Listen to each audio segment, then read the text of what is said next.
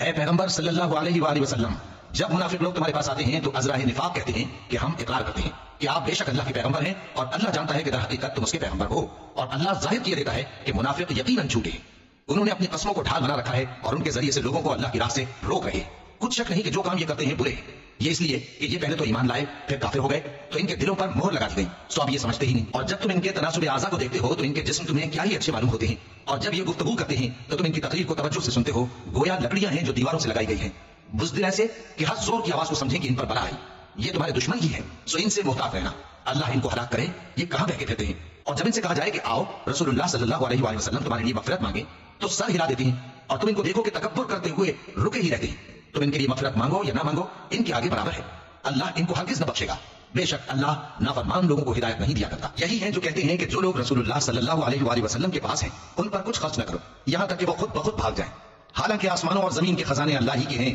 لیکن منافق نہیں سمجھتے۔ کہتے ہیں کہ اگر ہم لوٹ کر مدینے پہنچے تو عزت والے ذلیل لوگوں کو وہاں سے نکال باہر کریں گے، حالانکہ عزت اللہ کی ہے اور اس کے رسول صلی اللہ علیہ وآلہ وسلم کی اور مومنوں کی، لیکن منافق نہیں جانتے۔